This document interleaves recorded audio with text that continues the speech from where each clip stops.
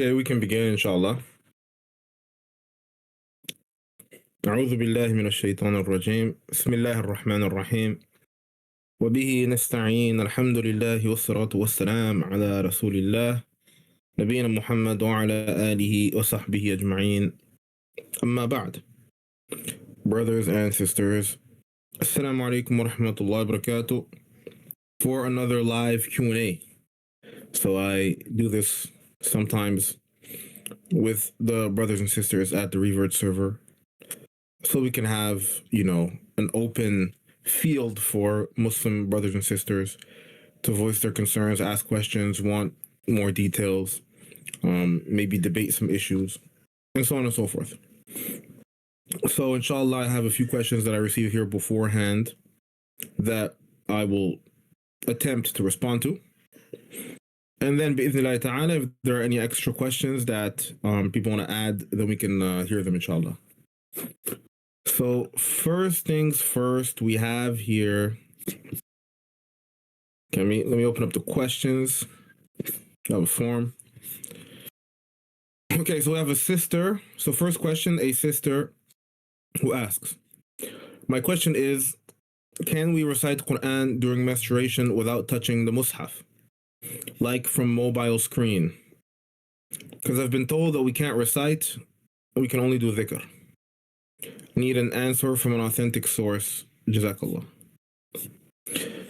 طيب, sister, regarding menses and recitation of Qur'an, there are two issues that need to be separated. First is touching the mushaf, okay, which is not our question here, it's not our issue here, so we want to get that out the way. We want to be clear that this is not what we're talking about.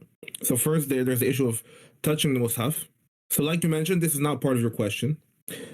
So the other issue is a menstruating woman reciting the Quran from memory or by touching, a phone, or basically what's not the mushaf. Okay, and this is a totally different question because here you're not touching the mushaf. So it's the question of a sister who is on menses reciting from memory or from other than the mushaf. And here the ulama, there's an issue of difference of opinion. Okay, we got to keep it 100 here. We have to keep it real. And the majority of the scholars say that this is not allowed because they consider that a woman in menses is a woman in a state of janaba. It's a type of state of janaba. And you're not allowed to recite Quran in a state of janaba. That's the opinion of the majority of the scholars. You do have certain scholars, most notably Imam Malik. It's also one narration from Imam Ahmed, and it's the chosen opinion of Ibn Taymiyyah rahimahullah. This second opinion says that it's allowed to recite, or for a female, it's allowed for a menstruating woman to recite Quran from memory or from other than the mushaf. So they say it's allowed. So basically two opinions. One that says it's not allowed, that's the majority.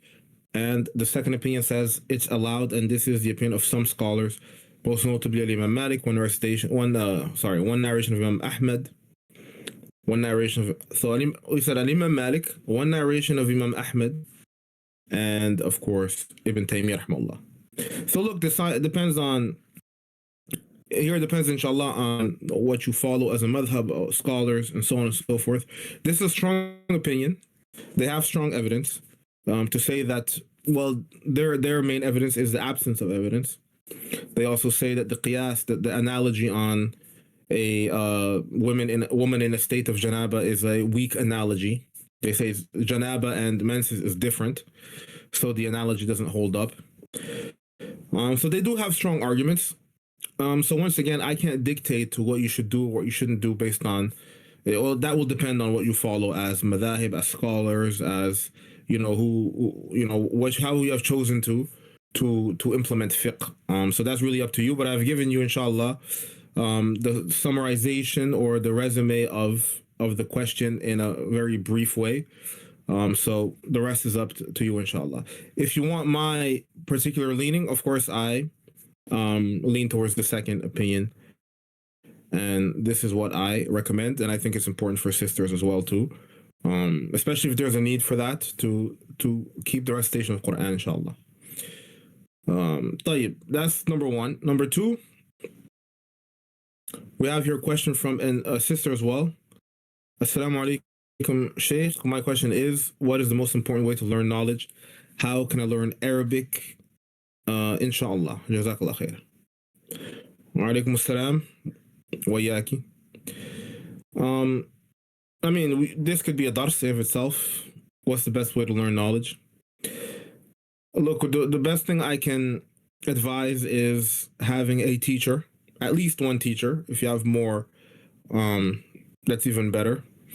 But at least a personal teacher that can guide you, that can educate you, and with which you can study the main sciences, such as Arabic, Quran, and so on and so forth.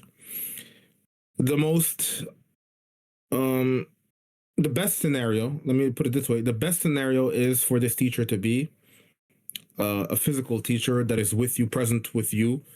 But if you do so online, that is not as good, but it's still better than nothing.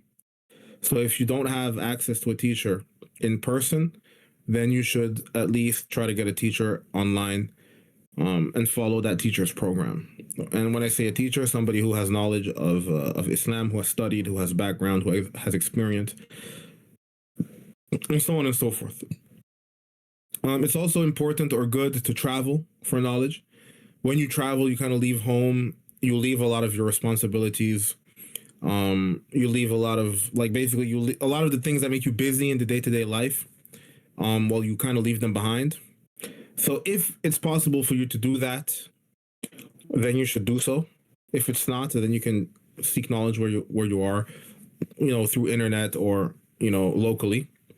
But if you're able to travel, you should do so, because it will allow you to concentrate more on the knowledge, because gaining knowledge, you have to put a lot of concentration, a lot of focus. And if you're focusing on too many things at once, you can still do it, but it will be much more difficult. And this is why, going to Medina and all these things are much more convenient ways to seek knowledge. Whether you go to Medina, whether you go to, Morocco, whether you go to Mauritania, wherever you go to study. Maybe it's even changing the city inside of your country. Some people, for example, in UK, they leave their city, go to Birmingham, for example. Whatever works, as long as you have found what works best for you, inshallah. No. So that's it for that question. Question number three, we have a sister again. She asks, Shaykh, is wine vinegar and spirit vinegar halal to consume, or products containing them? Barakallahu feekum. Naam, this is another question of khilaf. So here we have another difference of opinions amongst the scholars. So scholars have different opinion on the issue of wine vinegar. Once again, let's get a few issues out of the way. This is not the issue of whether the vinegar was changed because it was, so this is not the issue of whether there was alcohol and then it became vinegar on its own. Okay, so that's a separate issue. Because you're speaking about products, then 99.9% of the time, there was a human hand involved.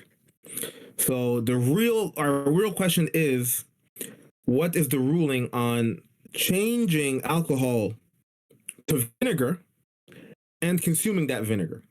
Okay, because in the industry, that's how it's done. Nobody really lets vinegar, like there's an intermediary, which is human hands or actual people who work the alcohol to turn it into vinegar. So here, once again, the ulama differed. The majority of the scholars, they say that this is not allowed. Well, it's not allowed to consume it, right? It's not allowed to do it and to consume it, nor to consume it.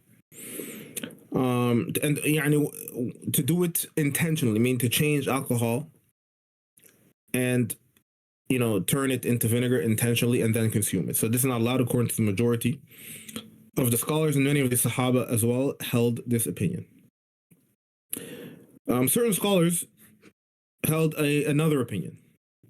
Because you have different scholars that hold that form like a minority, who say that this is allowed in all cases, meaning that when they say all cases, meaning that it's allowed for a human to transform alcohol into wine, into vinegar. And this is the opinion of some of these Sahaba, such as Abu Darda, was narrated from Abu Darda, and some of the Tabi'een as well, and some of the Salaf as well, and it's the madhab of the Hanafi madhab. It's one riwayah, one narration of Imam Malik, and one narration from the Hanabila as well. But this is mainly like the Hanafi madhab, and they allow this, and other scholars as well. But this is like the minority view. If I were to conclude this issue, I would say there's an interesting opinion from Shaykh Ibn Uthaymeen, rahimahullah. I mean, he narrates the opinion, and then he says that this seems to be the strongest opinion. And it's the opinion that if a Christian or a Jew, meaning if somebody from the people of the book, or people who believe it, yani a religion like the Christians, who believe it, meaning believe alcohol to be halal. So in their legislation, they believe alcohol to be halal. They drink wine, so on and so forth. In church, they drink wine, right? For the Catholics, for example. So if they transform the wine, into vinegar, and it wasn't done by a Muslim, then this would be allowed. Okay, this is like kind of like a middle opinion, if you want to put it that way. And Shaykh Ibn Uthaymeen, he narrates this opinion and says this seems to be the stronger opinion according to him. And the idea behind this is that they did an act that was halal for them in their view, which is to transform, to work the alcohol, which is not a problem for them in their view, right? So basically, it wasn't a Muslim who did it, in the sense that a Muslim, if he does it, that is clearly haram for him. And in his view, not only in his view, but in his legislation. As for the Christians is, different. And hence, this would mean, if you take this opinion, this would mean that a lot of the alcohol vinegar that you consume in the West would be allowed, according to this opinion, because it's, worked and transformed by people who claim the Christian religion in general.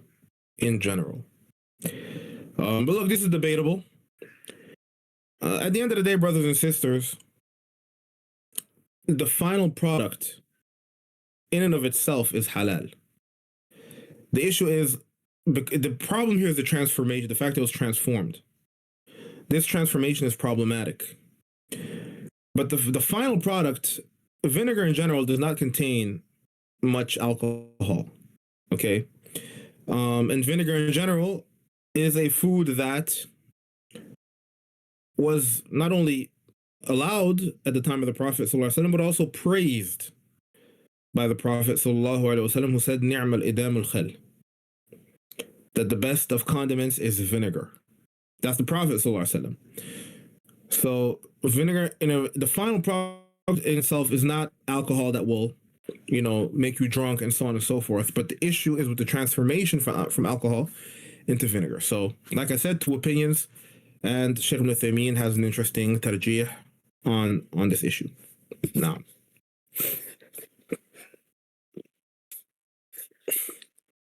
okay, we can move on to the next question.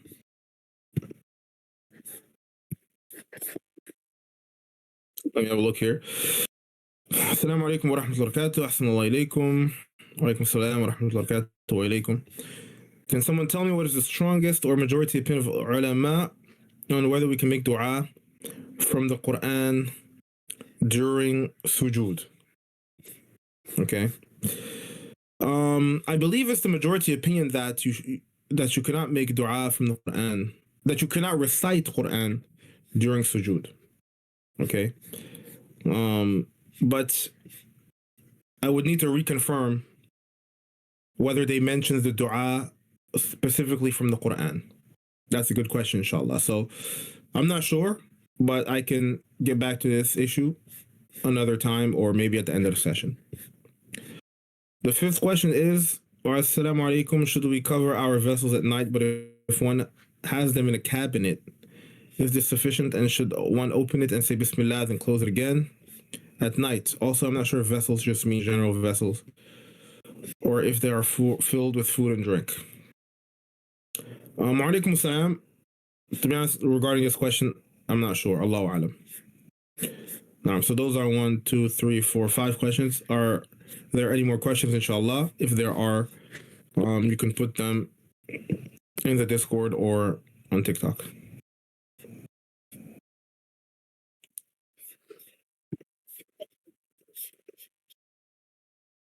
Okay, so I'll give like a minute. If anybody wants to add a question, then I'll have a look at all of them, inshallah. MashaAllah, tabarakallah.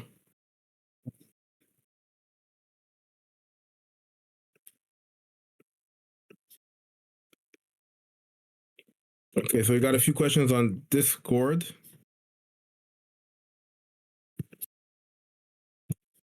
Let's have a look.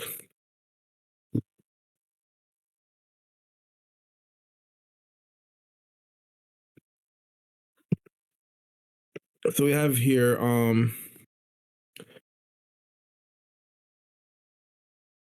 what's the ruling on using scented shampoos that leave the scent on the hair, but if we put the hijab on, the scent is somewhat isolated? If the scent is isolated, then this is halal, meaning if other people can't smell it, if regular people that when you walk in the street can't smell it, and hence this does not cause any fitan, then this would be allowed. What's not allowed is putting on, any perfumes or scents that will attract people, most notably, of course, men when it comes to women. Next question. I have one question. Do you have to wash your armpit hair during ghusl, and if it has sweat, debris on it? Yes. Well, you have to wash your armpit. And basically in ghusl, all of, the idea of ghusl is that water has to reach all of your body. And hence all of the areas that are a little bit hidden, the ulama say that they need to be particularly washed, such as under the armpit, places like crevices of the body. These places need particular attention, inshallah. Of course, there is, there's difference of the ulama on, because the Malikiya, they say that dalk is obligatory, or is like a condition of ghusl. What does dalk mean? Dalk means to scrub.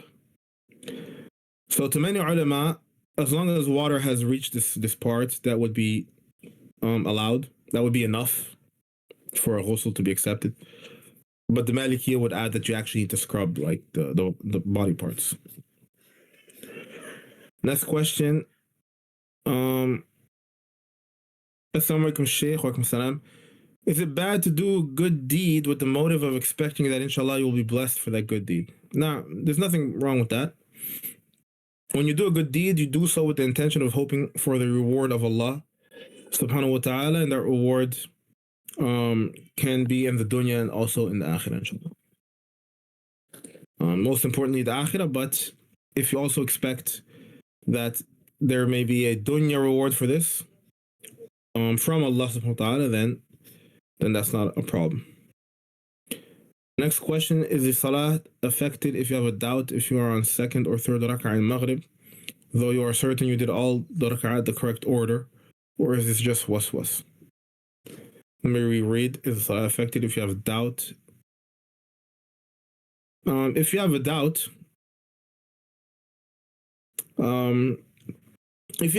about the number of rak'at, the ulama differ, but in many of them, in general, they'll say yubna ala al-yaqeen, or tubna lil-yaqeen, that you have to build upon certainty. So if you're certain you did 2 rak'at, then you act like you're on the third one, and if you're certain you did one rak'at, then you act like you're on the second one, and so on and so forth. Of course, if this is like a recurring issue, if this is a daily issue, then this becomes waswasa. And it may be that different rules apply because there are different rules in fiqh for people who are affected by waswasa. No. Okay, next question. Another follow-up question for the vinegar question, Shaykh. We have an ingredient in the Philippines which is fermented sap. Some people use it as a drink to get drunk. Does it make it not halal to consume? It is very yummy for dipping. I'll be honest, I can't really speak on this issue. I don't know much about it. So yeah, I'm not comfortable like really speaking about this. I haven't really researched it, but in general, if there is a final product with 0.5% ethanol, which is the alcohol ingredient, then this is allowed and it shouldn't go past 0.5. This is like when it's not from the khamr industry. This is when it's not from the, like for example, there's like natural alcohols. Like if you make syrup, for example, there might be like natural alcohol in that, and in general, it'll never be more than 0.5%, right? So all of these are okay, and even fermentation is okay.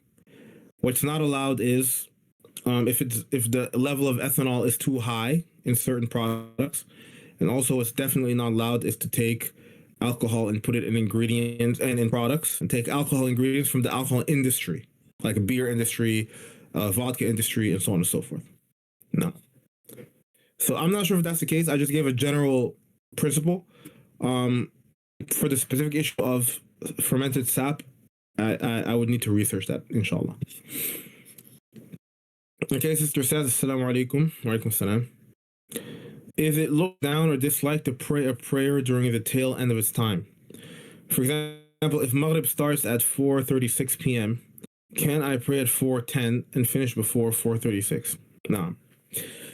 That's a good question. The question of the sister is it bad or is it wrong, or is there an issue with praying a prayer at the end of its time, but it's still inside of the time? Okay. And she gave the example of praying a prayer like 20 minutes before the end of its time. I mean, look, this is like a dars in fiqh. This could take a few sessions. But you have to understand, first of all, there may be different rules for different prayers. Okay? There may be different rules for different prayers. So, for example, to certain scholars, the Maghrib prayer or the Asr prayer has less flexibility in that issue than the Dhuhr prayer, for example. So just keep that in mind. I can't go through each prayer, and that would take that would be a dars, and maybe we can do this dars one day, inshallah. But just keep that in mind, inshallah. The other issue is many of the scholars, they differentiate between, and I'll try and make this point brief. Many of the scholars, they differentiate between what they call al-waqt al-ikhtiyari and al-waqt al-daruri. What they call the preferred time and what they call necessity time. And what's the difference? And again, this may depend on the prayer, this may depend on the madhab, but this is like a general concept, right? And the idea here is, for example, let's take the example of Asr. So many scholars, they say Asr has a preferred time and a necessity time. Okay, so what does that mean? That means when it comes to Asr prayer, you have a certain time where you're supposed to pray, right? And if you delay to the end, so let's say the end is, and to many scholars, the end of Asr, so let's say 30 minutes before Maghrib, that's necessity time, right? They say if you delay until necessity time, so let's say 30 minutes before Maghrib, if you delay the prayer of Asr until that moment without an excuse, then your prayer is valid, but you have a sin. Okay? So let me give you a scenario. I'm at home, I'm chilling. Asr has come in. Okay, I'm just chilling, playing video games, playing Xbox. Time is passing. Clock is ticking. It's 10 minutes before Maghrib. I decide to pray Asr. Here, the ulama, they say, my prayer is valid, no problem. I prayed in the time. However, I have a sin. Okay, another scenario. I'm at work. I'm working hard. My boss doesn't give me many, many break times or many pause times. Okay. I know that it'll be difficult for me to pray Asr in its preferred time.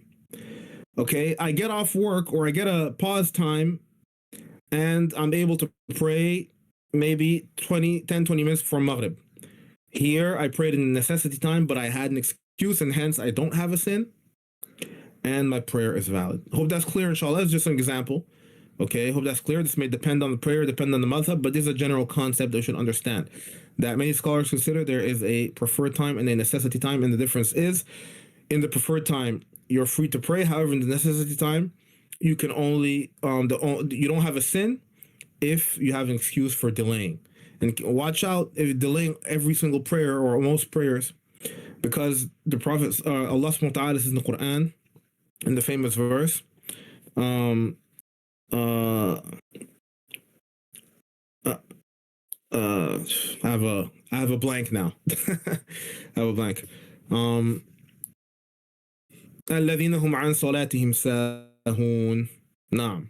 When Allah subhanahu wa ta'ala says الذين هم عن صلاتهم ساهون, okay, الذين هم يراؤون ويمنعون الماعون. So this is Surah Al-Ma'un, very famous surah, of course. Allah subhanahu wa ta'ala says الذين هم عن صلاتهم ساهون, those who neglect the prayer. Many of the mufassirin from the Salaf, they said this means the one who always delays it, not the one who doesn't pray it, the one who always delays it. So watch out. You could be, you could be concerned by the ayah where Allah subhanahu wa ta'ala says الذين هم عن صلاتهم ساهون. Inshallah ta'ala. We can have a look at another question. Brother says Assalamu alaikum. When Imam says Assalamu alaikum to left shoulder, then what we can say, then you can say Assalamu alaikum to right and left. But a lot of people says Assalamu alaikum alongside Imam, not after Imam. Is this acceptable? Like numerous people do it. I don't know they know about it or not. You're supposed to do it after the Imam. The general rule of the prayer is that you're supposed to do everything after the Imam. So when he does sujood, you do sujood. And when he does ruku', you do, but he has to do it, like you don't do ruku' with him. You don't do sujood with him. You do it after him. So the idea here is that you have to do it after. So when it comes to Salām, you have to do it after the Imam. You have to follow the Imam, not do with the Imam. Okay. However, the scholars may differ on whether this actually affects the validity of the prayer or not. Now, okay, next question is saying something is all thanks to me haram or shirk. It could be haram or shirk depending on the actual belief of the person whilst he said that. So if he takes that literally, then that is haram and shirk. And if he does not say that literally, but in his heart he means it metaphorically, that all thanks to me, but he doesn't mean it. He doesn't mean it in that sense that he has consciousness of Allah when he says that. Now this could be makruh, and possibly haram depending on the belief of the person at the time. No.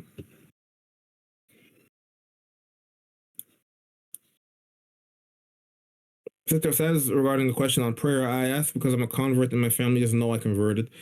It would be, for example, easier for me to pray Asr during the tail end of its time, wait 10 minutes and pray Maghrib.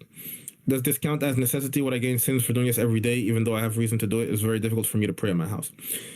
Well, I think it's clear, sister. I think you kind of answered the question yourself, mashallah. The ulama, they say somebody who has work and finds it difficult can pray in necessity time. So if you have family issues, then I think it's clear that you can also pray in necessity time. You have an excuse, and that's between you and Allah. Only you and Allah know whether excuse are valid or not. But I think it's very clear to me from what you have said that you have a valid excuse. You are managing the issue of many reverts, which is to basically navigate family and and family persecutions or criticisms. So if you really feel that it's difficult to pray in the preferred time, then you have an excuse to pray in the necessary time, inshallah ta'ala. Okay, somebody says, Sheikh, is it not good to sell shorts that end above the knees, shorts that are for the gym but for men only? The general rule is that you're allowed to sell these types of clothing, unless you are sure, or unless you are in a context where you are sure that these clothing will be used for haram, or will be used to uncover the awrah in public. Because when you sell things, you don't know how people will use them. They can use, you can sell, like, for example, you can sell lingerie. You can have a lingerie shop and sell lingerie to women, but they'll only use it with their husbands, right?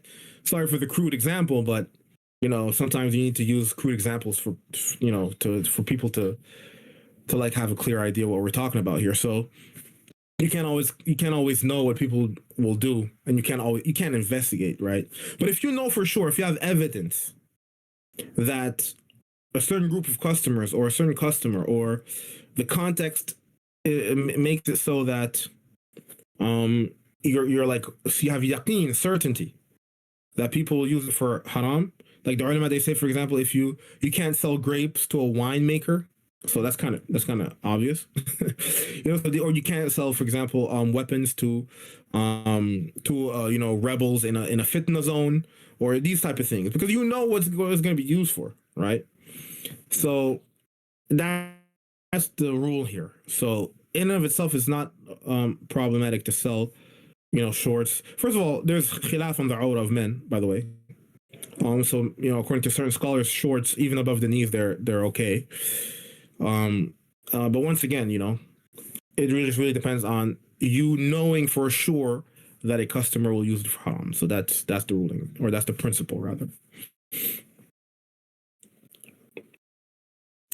Question: is it haram to study haram things like mythology for fun or for school, like history classes that include the belief of people? No, it's not. It depends on why you study what you study.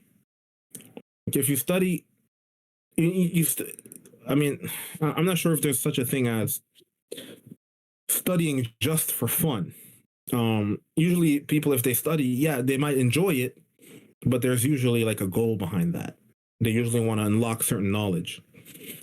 So no, in of itself, it's not a problem, but you have to have a good intention. You have to purify your intention. So studying history, where you'll study shirky beliefs, that's not an issue. Many of the ulama, they gathered books where they gathered shirky beliefs.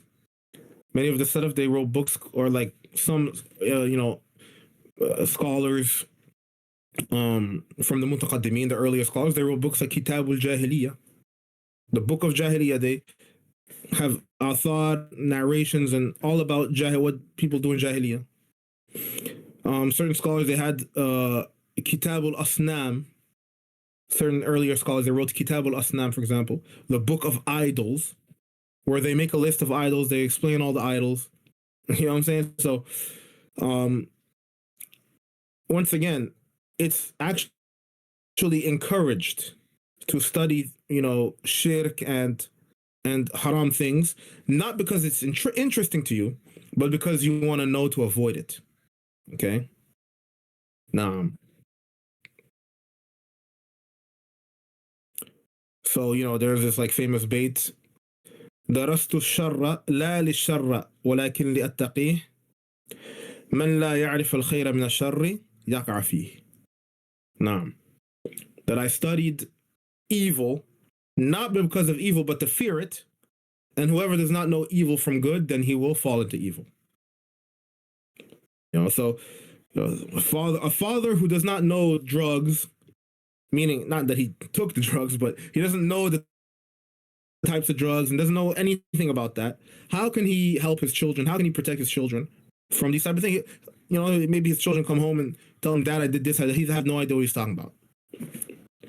So it's incumbent upon us to know evil. Yes, we should actually study evil if the intention is correct, which is to stay away from it.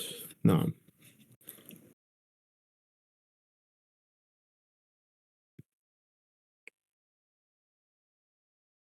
Now, regarding the question of shorts, brother says, I own a gym brand, Shaykh, and I have not sold shorts because of that dilemma. Its purpose is 100% use for the gym because it is very humid in where I live to wear pants and work out. Look, once again, speak to like a local scholar who understands your context, your position, and get advice from that scholar. So I gave you the principle, but it's kind of difficult for me to really just give you a personal like fatwa or advice because I don't have enough elements of of your situation, of your context, um and so on and so forth. And that's very important in fiqh if we are to give personal or specific advice or fatwa. Now, okay, I think we can end here, brothers and sisters. I don't know if there's any questions on TikTok, but I think TikTok people are just joining and I just enjoying the show.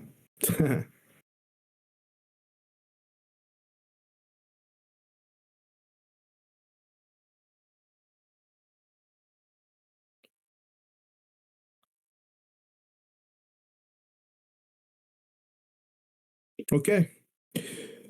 Yeah, looks like we're good. We're good to go here, inshallah. Jazakumullah khairan jami'an.